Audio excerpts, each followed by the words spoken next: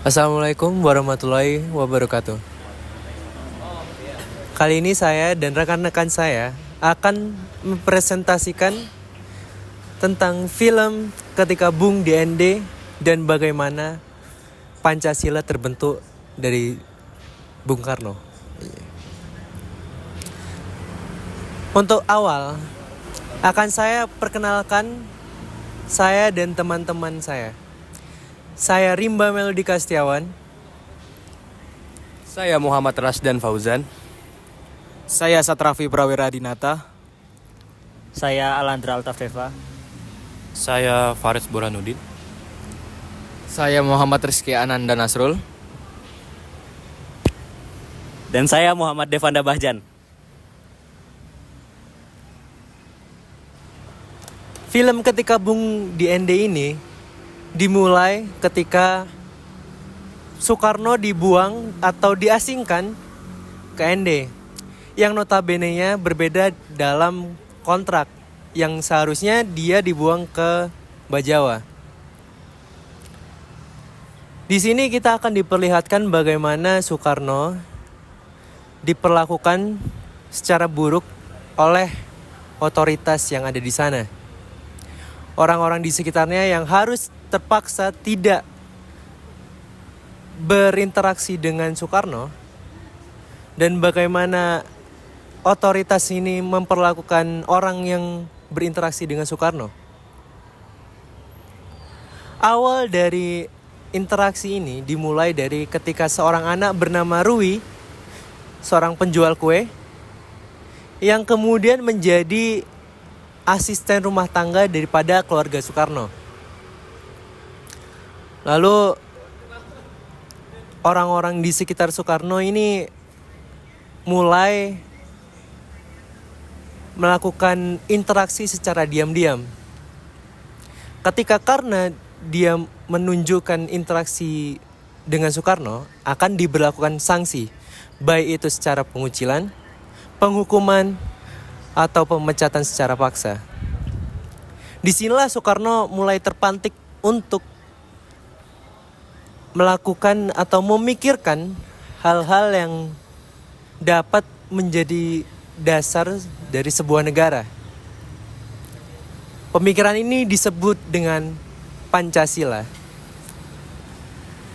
Dan bagaimana Soekarno terinspirasi untuk membentuk sebuah dasar ini akan dijelaskan oleh rekan saya, yaitu Rizky Ananda. Inspirasi Pancasila.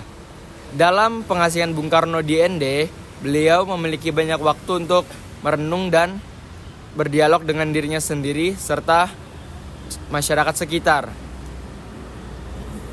Ia terinspirasi keberagaman, budaya lokal, serta nilai-nilai manusia yang ia lihat di ND.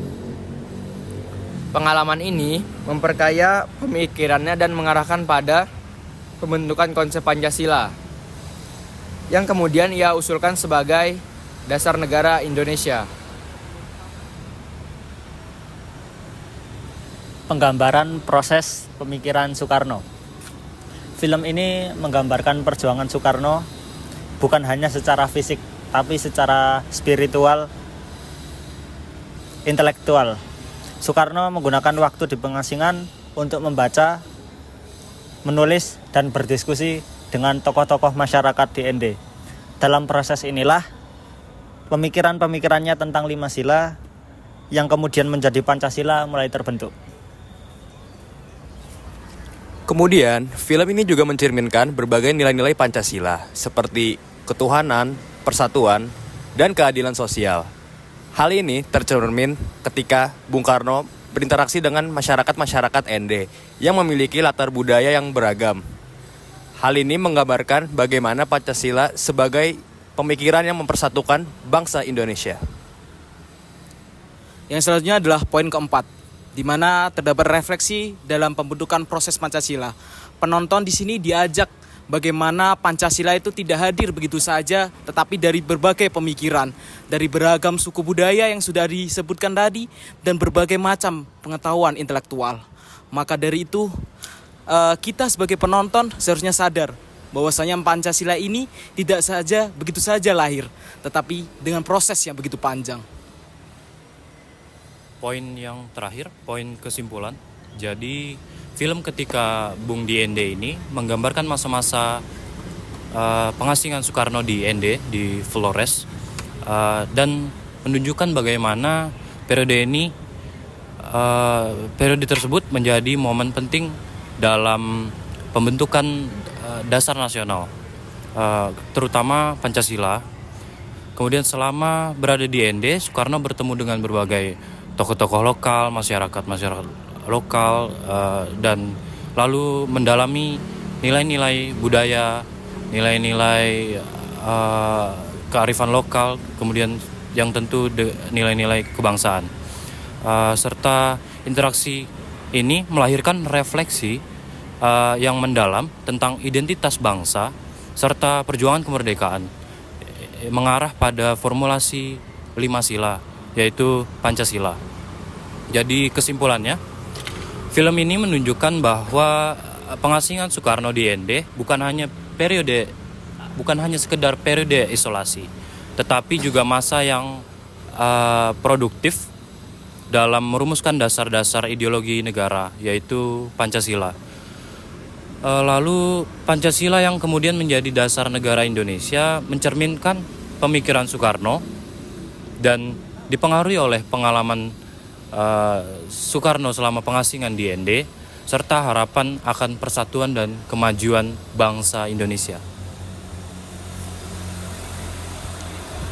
Sekian presentasi dari kelompok kami. Mohon maaf apabila ada kesalahan, karena kesalahan datangnya dari kami dan kebenaran hanya datang dari Tuhan Yang Maha Esa.